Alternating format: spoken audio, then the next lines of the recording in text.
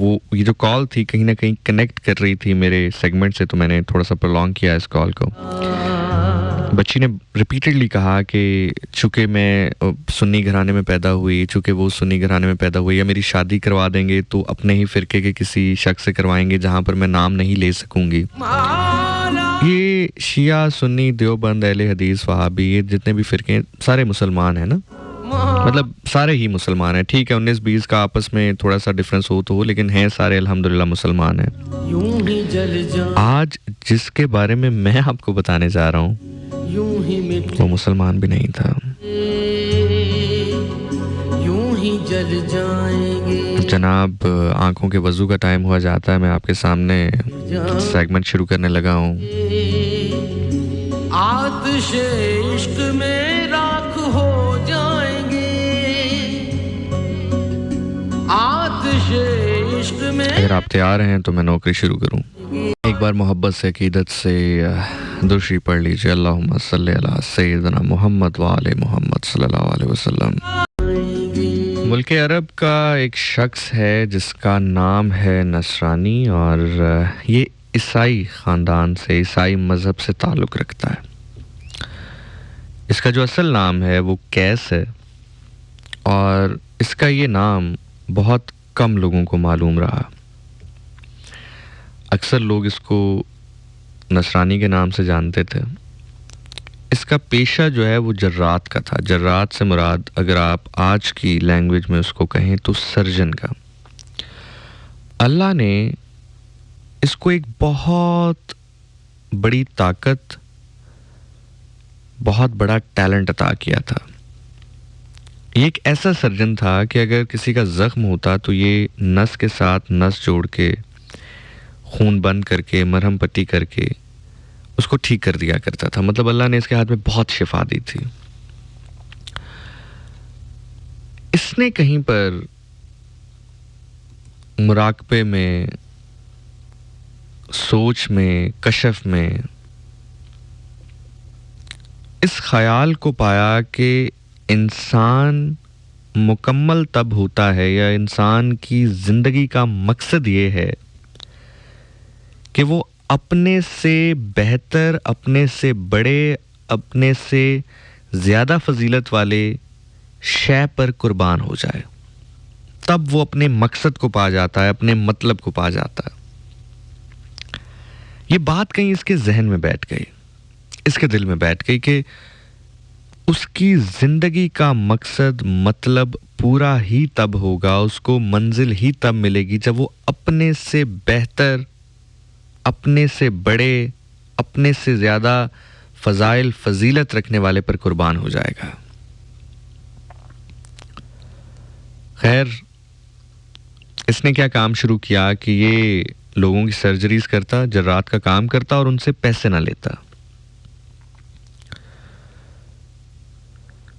जब भी किसी की सर्जरी करता, उसको ठीक कर देता, तो कोई पैसे देने लगता तो उसको कहता कि नहीं, पैसे नहीं चाहिए, बस मेरे लिए दुआ कर दो कि अल्लाह मुझे मेरी मंजिल तक पहुंचा दे, मेरी मंजिल तक मिला दे, मुझे उस मकाम तक पहुंचा दे जहां पर मैं ये देख लूं, ये समझ जाऊं, ये मालूम कर लूं, ये जान जाऊं कि ये वो मेरे से बेहतर मकाम है जिसके ऊपर मुझे अपना आप कुर्बान करना है, और अपना आप कुर्बान करके अपनी मंजिल को पा जाना है।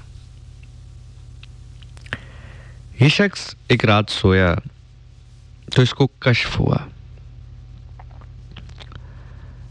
इसने इंतहाई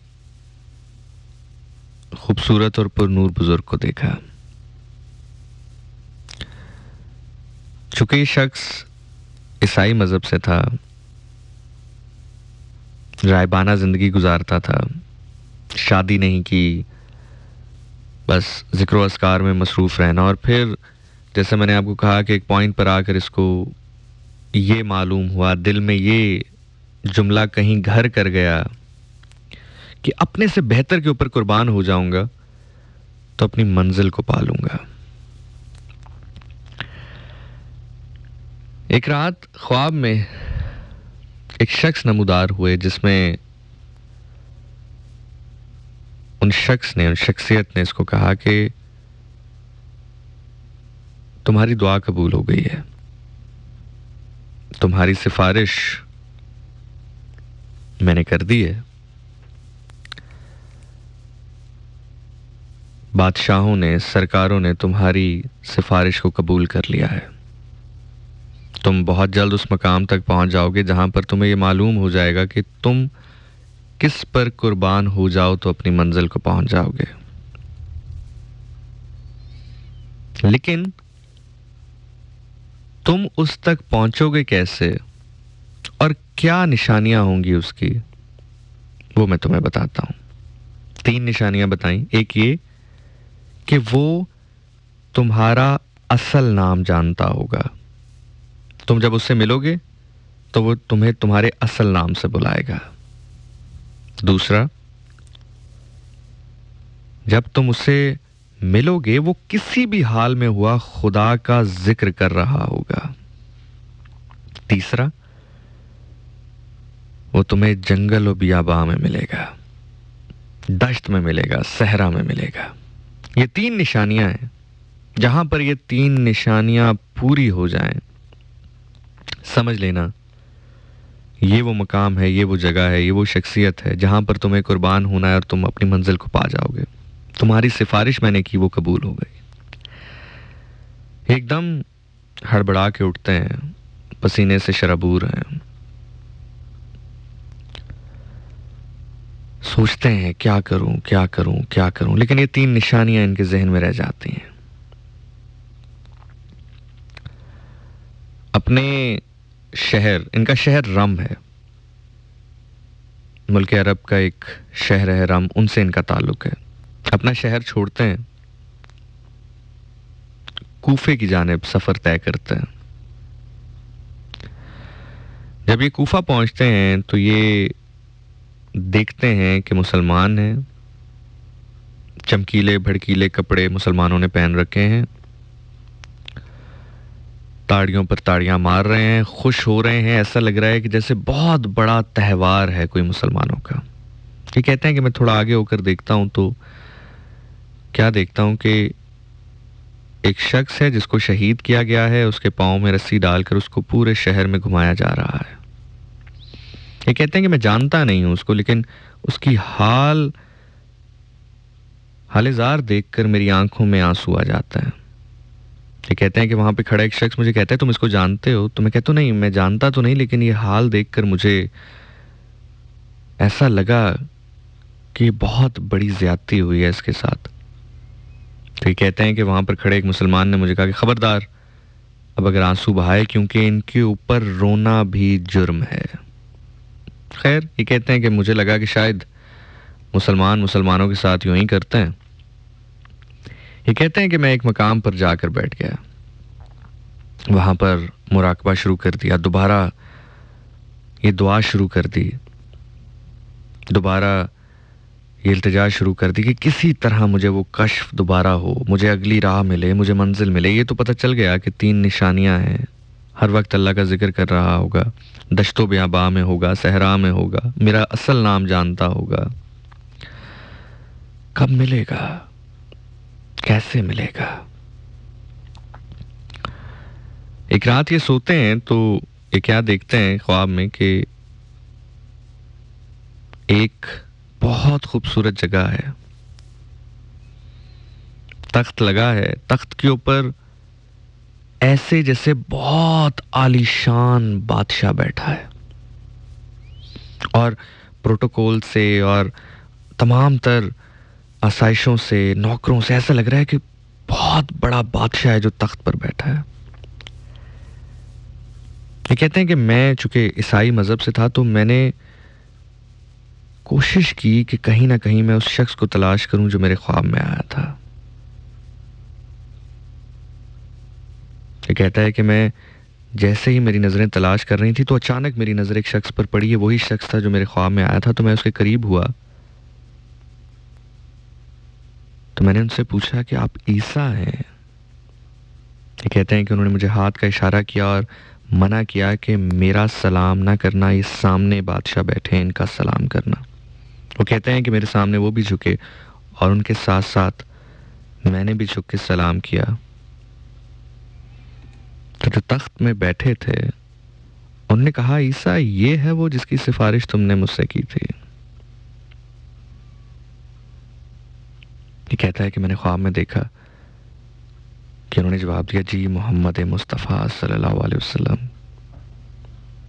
कहा, इसको मुबारक दो, हमने इसे कबूल किया, तुम्हारी सिफारिश कबूल की, लेकिन बस ख्याल रहे कि वो दिन नज़दीक है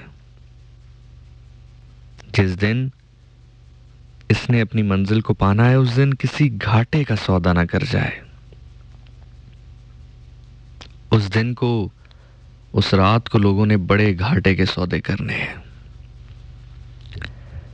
बड़ी कम चीजों में आखिरत गवा देनी है। बारकैफ ख्वाब के आखिरी समय कहते हैं कि मुझे बताया गया कि 5 और 6 मुहर्रम की शाम को करबला पहुंच जाओ। ये कहते हैं कि मैं हड़बड़ा के उठा, मेरा पूरा जिस्म पसीने से शराबूर था। मैं नहीं जानता था कि अब आगे क्या होना है क्या नहीं होना, लेकिन अपने कशफ पर यकीन करते हुए, अपने वजदान पर यकीन करते हुए मैंने अपना रख्ते सफ़र बांधा। जर्रात का थोड़ा बहुत सामान जो था वो लिया, अपना इलाका छोड़ा और करबला के मैदान में एक जानिब अपना खैमा लगा लिया। ये कहते हैं कि मैं क्या देखता हूं कि जैसे जैसे दिन आगे बढ़ रहे हैं, फौजों के साथ फौजें इकट्ठी हो रही हैं।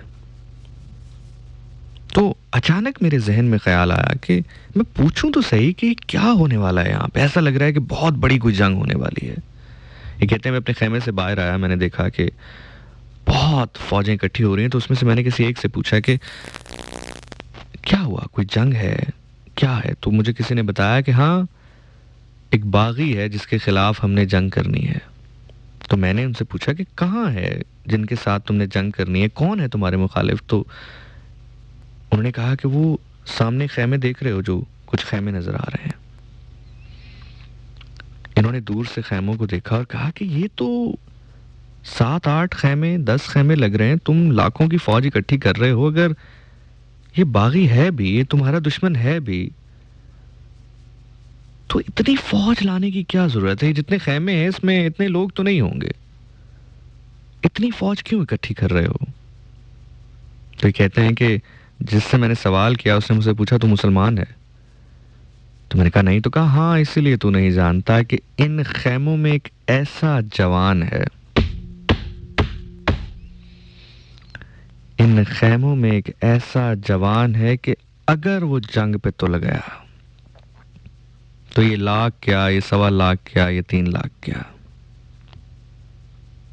खैर, ये कहते हैं कि मैंने हर चीज को भुला के वापस अपने मुराकबे में जाने की कोशिश की, अपने खेमे में चला गया। मुसलमानों का मसला है, आपस में जाने कौन बागी है कौन नहीं।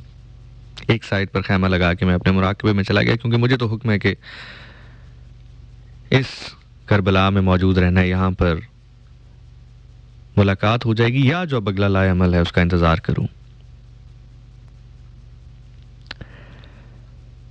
ये कहते हैं कि कहीं ना कहीं दिल में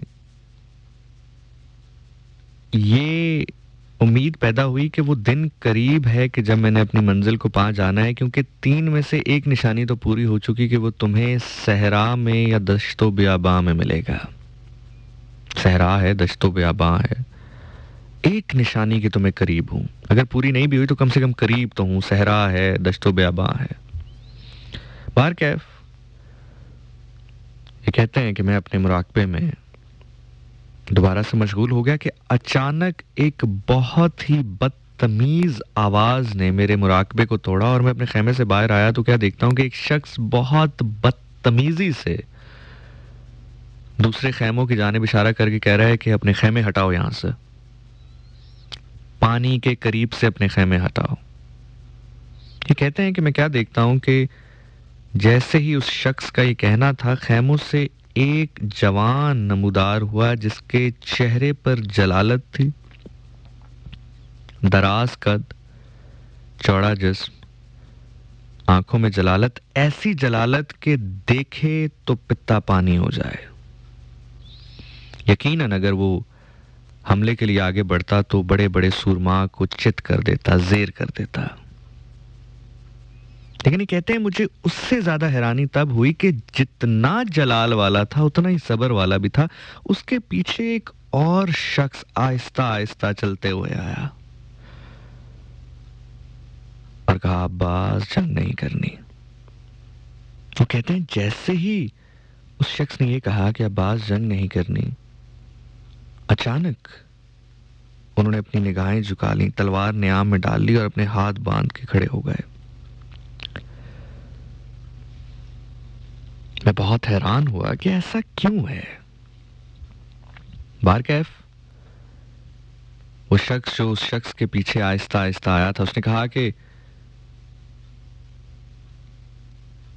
तुम ऊंची आवाज में बात ना करो, हम अपने खेमे हटाते हैं। इस मकाम पर थोड़ी देर के लिए इस गुफ्तगू को यहां पर रोक कर मैं आपको शायर की लिखी हुई तखय्युल की दुनिया में दो मुकालमे सुनाऊं। शायर लिखता है कि तो पट खैमे वंजरे तिला, तो पट खैमे वंजरे तिला आख्या शिमर लई ने। तो पट खैमे वंजरे तिला आख्या शिमर लई ने, हैरान अब्बास दी जिंदगी विच किवें कीती जुरत लई ने। जरा इज़न देवे मैनू प्यो अकबर दा, जरा इज़न देवे मैनू प्यो अकबर दा, मैं कर देवा सुर्ख जमीन। जरा इज़न देवे मैनू प्यो अकबर दा, मैं कर देवा सुर्ख जमीन। वापस आते हैं अपनी गुफ्तगू की जानिब। नसरानी कहता है कि मैं वापस अपने खैमे की जानिब आ गया कि मुसलमानों का मसला है, मुसलमान जाने। कहते हैं कुछ ही देर के बाद एक दिन गुजरा, अचानक मैं अपने मुराकबे में था कि मुझे किसी ने आकर झंझोड़ा, मेरे खैमे को हिलाया, मुझे झंझोड़ा। तो जब मैंने आंख खोली तो देखा कि एक शख्स है जो कहता है कि तुम जरात का काम जानते हो, यानी कि तुम सर्जरी कर सकते हो आम अल्फाज में, तुम जरात का काम जानते हो? तो मैंने कहा हाँ, मैं 20 साल से ये काम कर रहा हूँ। कहा आओ, हमारा एक सरदार है जिसको जख्म लगा है, उसका जख्म सही कर दो। ये कहता है कि मैं अपना जर्रात का सामान लिए उस शख्स के पास पहुंचा। काफी गहरा जख्म था। मैंने जख्म को सीना शुरू किया, मरहम पट्टी करनी शुरू की।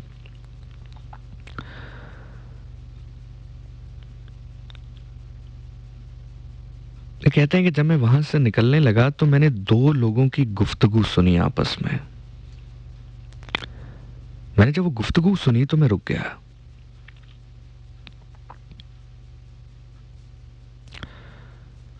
एक ने कहा कि लो तलवार उठाओ, अब आगे क्यों नहीं जा रहे, आगे क्यों नहीं बढ़ते, आगे बढ़ो। पहले तो कह रहे थे कि खुद शहीद करोगे। तो दूसरे ने कहा कि अरे मेरी बात तो ये हुई थी कि मैं हुसैन को शहीद करूंगा, ये तो आगे बढ़ता हूं तो मोहम्मद नजर आ रहे हैं। दूसरा कहता है मुझे तो मैं आगे बढ़ूंगा।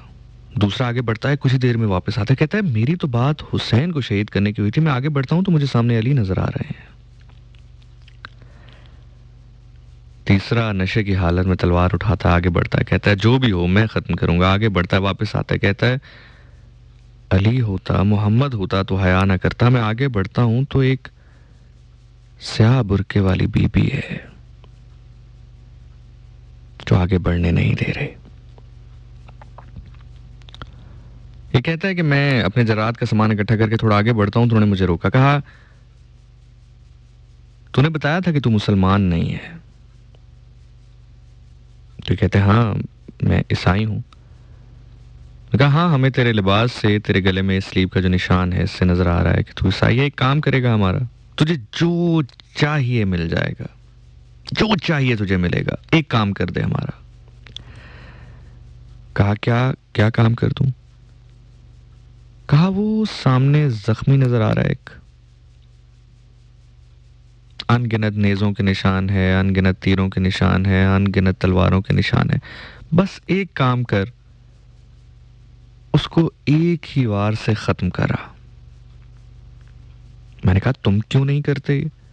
कहा हमारी मजबूरी है, हम मुसलमान हैं, वो भी मुसलमान है, मुसलमान पर मुसलमान का कत्ल हराम है, हम नहीं कर सकते, तू तो मुसलमान नहीं ना, तू कर ले। कहा क्यों मारना चाहते हो? कहा दुश्मन है, बागी है हमारा। ये कहते हैं कि मेरे जहन में वो ख्वाब उजागर हुआ कि चूंकि रसूल खुदा ने कहा था कि इसको कहना कि कहीं हमें रुसवा ना कर दे उस दिन, तो क्या पता ये वाकई ही मुसलमानों का दुश्मन हो रही है, मुसलमान मुझसे मदद चाह रहे हैं और मैं इनकी मदद ना करूं, मैं इसको ख़त्म ना करूं तो रसूल खुदा मुझसे नाराज़ ना हो जाए, वाकई ये मुसलमानों का दुश्मन ही ना हो कहीं। हो सकता है मैं इसको ख़त्म करूं तो उसके बाद अपनी मंजिल पा जाऊं।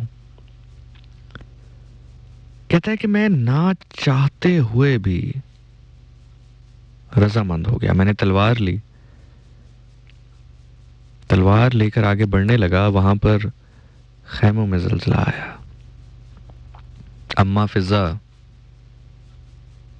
कभी मैं गुफ्तगू करूंगा इनके ऊपर। ये हबशा की शहजादी थी, मलका थी, लेकिन अभी वो बच्ची से भी इश्क की बात हो रही थी ना, कि इश्क ऐसा हुआ कि अपनी बादशाहत छोड़कर आले बैत के घर की नौकरानी बन गई। लेकिन आले बैत ने, ख़ास तौर पर इमाम हुसैन अलैहिस्सलाम, इनको अपनी वालदा कहा करते थे, मुंह बोली वालदा। बार कैफ जनाब फिजा ने देखा कि जो नसरानी है वो हाथ में तलवार लिए इमाम हुसैन अलैहिस्सलाम के आगे बढ़ रहा है, उनकी जानिब बढ़ रहा है, तो फटाफट वो खैमों में आई। बीबी ज़ैनब से कहा कि अब मांग लें दुआ, क्योंकि पहले कलमा गो जाते थे, अब तो ये ईसाई जा रहा है, ये क्या हया करेगा हुसैन का। जनाब ज़ैनब सलामुल्लाह अलैहा बिस्मिल्लाह आकाज़ादी, उन्होंने कहा फिजा आप जाइए, किसी तौर इसको खैमे के पास ले आइए, शायद ये न जानता हो कि ये हुसैन कौन है। जनाब फिजा पैगाम लेकर नसरानी की जानिब गई, रास्ते में रोका, कहा जानते हो किसकी जानिब जा रहे हो? कहा हाँ, मुसलमानों का दुश्मन है, बताया मुझे। कहा नहीं। कहा कौन है? कहा आओ उसी से पूछ लो, उसी से जान लो जिसका ये भाई है। एक मकाम पर एक हद पे जाकर उसको रोक दिया। जनाब फिजा जब गई थी तो खैमे में कोई नहीं था। वापस आई तो तमाम तर बीबियां अपने जेवर, अपने कांटे, अपने कड़े फर्श पर, मिट्टी पर रखे हुए थे और एक गठड़ी बनाकर उसको देने के लिए तैयार थी, क्योंकि शायद जेवर चाहता हो, लालच चाहता हो, मालो दौलत, क्योंकि मालो दौलत के लिए सब कुछ लोग कर रहे थे, तो शायद इसको भी ये चाहिए हो, ये दे दो तो शायद हुसैन बच जाए। अगर आज किसी भी चीज़ से हुसैन बचता है तो हुसैन बचाया जा सके। वो कहते हैं कि इसी असना में मैंने देखा कि सभी बीबियां यहाँ पर हैं, हुसैन की 4 साला बेटी यहाँ पर नहीं है। एक खैमे, दूसरे खैमे, तीसरे खैमे में क़यामत का मंजर था। क्या देखती हैं कि 4 साला सकीना है, सलामुल्लाह अलैहा बिस्मिल्लाह आकाज़ादी, अपने छोटे छोटे हाथों से अपनी बालियां उतारने की कोशिश कर रही हैं कि किसी तरह मेरे बाबा आज बच जाएं। खैर वो सोना इकट्ठा करके, बहुत छोड़ गया मैं, बहुत कम पढ़ रहा हूँ मैं, बहुत कम वक्त में आपको मैं मंजिल तक पहुंचा दूं, मेरी कोशिश है। मैं अपने आप पर जबर करके पढ़ रहा हूं ताकि आपके आंख के वजू का सामान हो सके।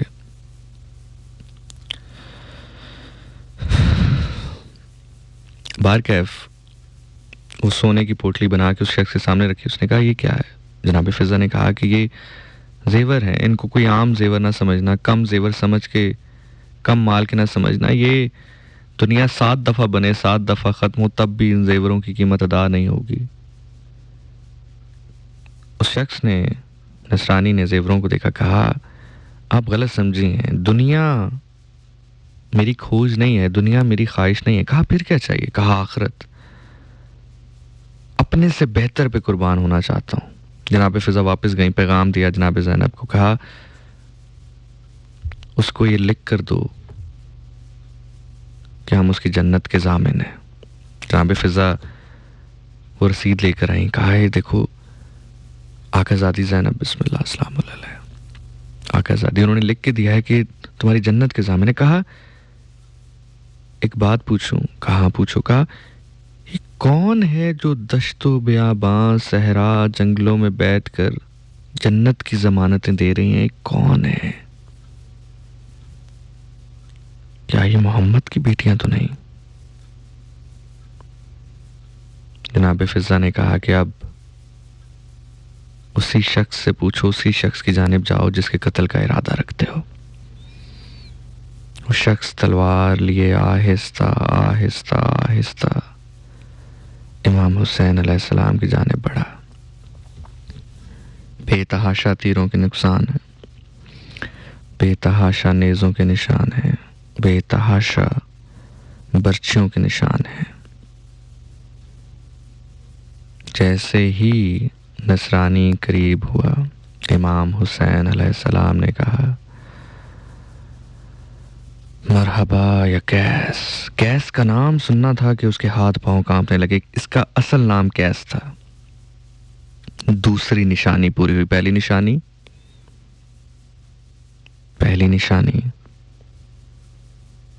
दश्तो बियाबा होगा, सहरा होगा। दूसरी निशानी तुम्हारा असल नाम जानता होगा, तुम्हें असल नाम से पुकारेगा। जैसे इसने कैस का लफ्ज सुना, इसके हाथ पांव कांपने लगे, तलवार हाथ से गिर गई। थोड़ा और करीब हुआ तो इन बेतहाशा जख्म में भी इमाम हुसैन अलैहिस्सलाम अल्लाह अकबर की सदा दे रहे थे। इसको कब कभी तारी हो गई। तीसरी निशानी भी पूरी हो गई। दश्तो बियाबा होगा, तुम्हारा नाम जानता होगा और किसी भी हाल में हुआ खुदा का जिक्र कर रहा होगा। कहा आप कौन है? इमाम हुसैन अलैहिस्सलाम ने कहा मुबाइला याद है? कहा हाँ याद है। मोहम्मद मुस्तफ़ा सल्लल्लाहु अलैहि वसल्लम ने एक बच्चे का हाथ पकड़ा था और एक बच्चे को गोद में उठाया था। 2 कदम चलते थे, 9 बार उस बच्चे को चूमते थे।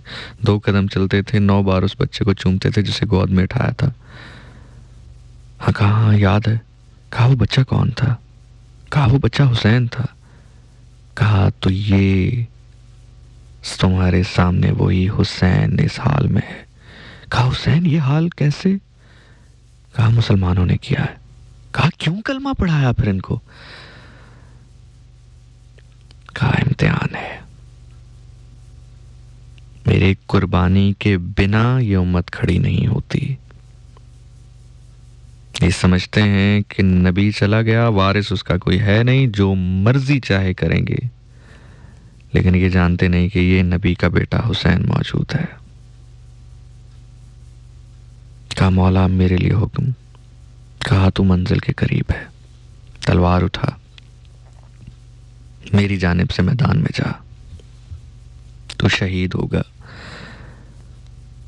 तेरी ख्वाहिश अपने से बेहतर पर कुर्बान होने वाली तू मंजिल को पा जाएगा।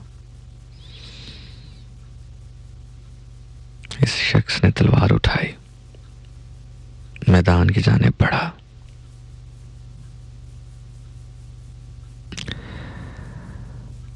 अभी थोड़ी देर पहले हम गुफ्तगू कर रहे थे ना, सुन्नी शिया देवबंदी वहाबी, ये इश्क फिरकों का मोहताज नहीं है। ये इश्क मजहब का भी मोहताज नहीं है। ये इश्क कबीलों का भी मोहताज नहीं है। ये इश्क फासलों का भी मोहताज नहीं है। क्योंकि हुसैन वो करीम है जिसने 9 लाख की फौज में से हुर खींच लिया था।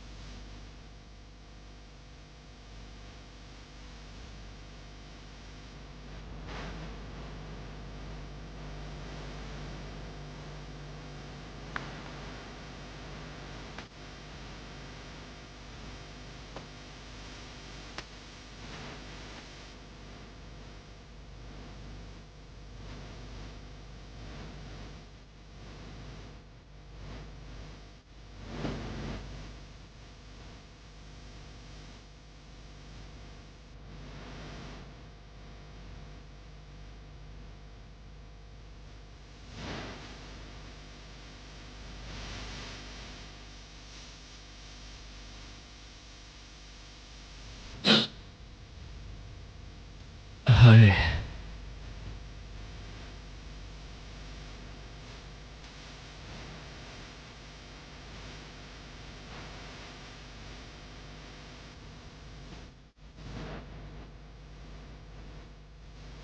हुसैन ओ करीम जिस 9 ਲੱਖਾਂ ਵਿੱਚੋਂ ਹੁਰ ਨਖੇੜਿਆ। हुसैन इब्न अली जैसा नाम क्या होगा। एक गुजारिश करूं आप लोगों से, मानेंगे? मैं नहीं जानता आप किस पॉलिटिकल पार्टी से मोहब्बत करते हैं और क्यों करते हैं। ठीक है, आपने सच पे, झूठ में, जिस पे भी यकीन करना है, चूंकि जब इंसान किसी चीज़ पर अंधा एतमाद करना शुरू कर देता है ना, तो बस फिर वो सच झूठ जो उसके हिस्से में बात जा रही होती है, वो सच हो या झूठ हो, उसको मानना शुरू कर देता है। मान लें, खैर है, कोई फ़र्क नहीं पड़ता। एक बस मेरी बात मान लो, कभी भी किसी भी मंजर को करबला के मंजर से तशबीह न देना, कभी न देना। करबला का एक लम्हा सोच नहीं सकते तुम। मैं एक जुमला कहूंगा, बात को यहीं ख़त्म करूंगा। ख़त्म हो गई मेरी गुफ्तगू, बहुत पढ़ गया मैं, बहुत सुन गया तू। उस मंजर को कोई क्या बयान करेगा। जब अली अकबर जाएं तो हुसैन की दाढ़ी काली हो, जब अली अकबर को उठा के लाएं तो दाढ़ी सफ़ेद हो चुकी हो। अली अकबर के पास जाएं तो नजर आना बंद हो जाए। जैसे एक छोटा बच्चा चलते चलते किसी अपने के पास जाता है, वैसे अपने बेटे के पास आए, जख्मी बेटे के पास। 9 लाख का मजमा मौजूद, बदमाशों का मजमा मौजूद। कोई कह रहा है यहाँ है, यहाँ है, यहाँ है अली अकबर, वहाँ जाए तो अरे यहाँ तो नहीं, अरे यहाँ है, यहाँ है, यहाँ है, यहाँ है, वहाँ दौड़ते जाए, अरे यहाँ भी नहीं, वहाँ है, वहाँ है, वहाँ है, वहाँ है। 9 लाख की फौज में तकसीम हो गया तेरे और मेरे नबी का नवासा। एक जुमला मैं कहाँ तक सुनाऊं, तुम कहाँ तक सुनोगे। मेरी मजबूरी है, मजबूरी ये है कि मैं अपनी लालच के लिए करता हूँ, अपनी कब्र में रोशनी करने के लिए करता हूँ। बाखुदा एक जुमला समझ जाना, जो शख्स सरे राह अपने लश्कर को छोड़कर फरार हो जाए, वो कुछ भी हो सकता है, हुसैनी नहीं हो सकता। मैं बबांगे दोहल ये बात कहता हूँ, जो शख्स अपने लश्कर को सरे राह छोड़ के भागे, वो कुछ भी हो सकता है, हुसैनी नहीं हो सकता।